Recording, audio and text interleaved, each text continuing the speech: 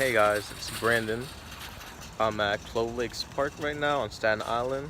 This is known as the heart and grit of running community here. You know, people come here to train, people come out here to race, people come out here to watch other people race and support them, or people just come out because it's a park, so people just come out here to enjoy it, you know?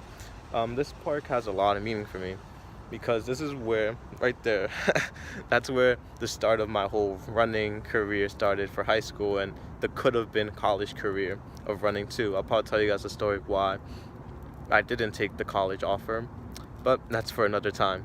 So right now I wanted to represent the start of my whole video experience that I'm trying to give to people of my life through my whole movement and they could like see what I go through, maybe not every day but maybe every so often, every big moment that happens in this whole campaign movement, whatever you would like to call it. But well, I'm gonna recap you guys. I fell into a little bit of slump, you know. That's okay, you know. People disappointed me, you know. Some people aren't carrying it as much as I would like them to do, you know. There's people that I talk to that support me more, and I've talked to them maybe for like a minute. Some people I just talked to them for a bus ride. Some people I've talked to for a long time and they're supportive.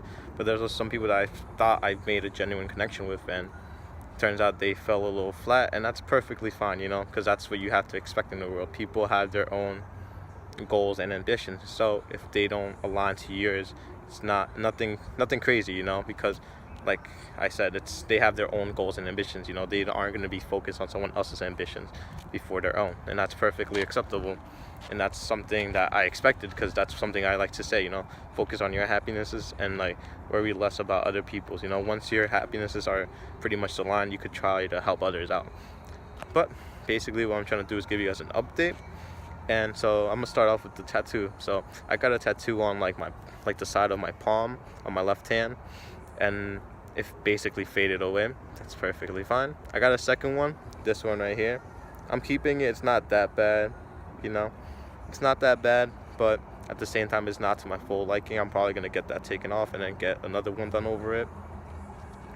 And I learned a big lesson through that. It's crazy how you can learn a lesson through two pretty crazy mistakes. But it's going to be at the same place. It's just going to be redone. So it's not like, oh, I regret getting a hand tattoo. No.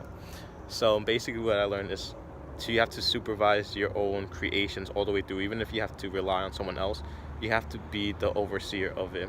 So I gave the people the ideas, the things that I wanted, and then I gave them full control over it afterwards, and then it ended up fucking me over. Because like I said, the first one basically faded. You can't even see it. You know, I had to get it. It did a sketchy ass thing where like we use water instead of ink, and it like basically faded out. This one, it's not bad, but it could have been better, you know. That's partly my fault. I didn't know. I should have been a lot more aware of the fact that my skin doesn't take ink that well. But so the lesson that I got through that is to supervise your creations all the way through, and there'll be minimal error, and if there are errors, it's going to be on you, because these things were my errors, and you know, I didn't supervise those. So basically, because it's going to be like $1,000 I'm gonna invest into this first sample sale, you know. So it's like if something goes wrong, I'm not going to get my money back. I'm not going to even get exchange, so it's like everything's on me. So I have the designs, everything set. The guy emailed me like, oh, we could get this done, da da da. And it's like, okay, but it's like, one thing I had to learn is patience. You have to be patient if you want something to come out 100%, you know. It's like, there's like this weird thing. It's like, let me show you guys actually. I don't even know if you could flip it. Nah, you can't even flip it, fuck. But yeah, let me see if I can get it from the thingy. Yeah, you see that? Yeah, that's crazy. Alright. Alright, so back to that. Alright, so yeah. So it's $1,000, probably a little bit more. I'm not even too sure yet. But yeah, so it's like I can't get it refunded, so I have to make sure everything's on point. So it's like I could have easily just like, yeah, go ahead and do it. But from these two little incidents, I've realized that patience is the most important things. Make sure that everything is done correctly, and then you could move on to expressing it a lot more. So basically what I'm gonna do is get them to make a sample of each size. So I'm only have 3 sizes for right now. That's probably gonna be good enough for the start since it's a sample sale. But 3 sizes right now, right? Maybe even 4. I might try to do the extra large. I'm gonna see how that goes.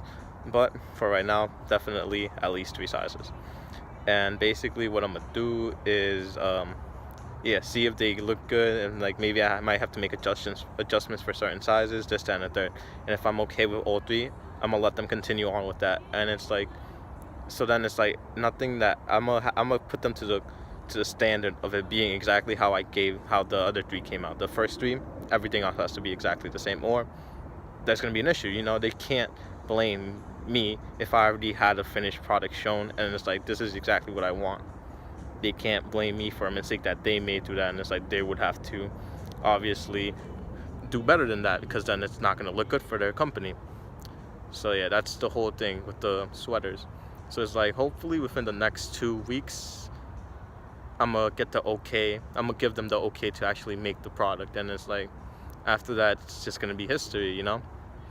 So on top of that, the reason I'm making the hoodies, people are like, oh, that's like a sellout move to like the general public, you know.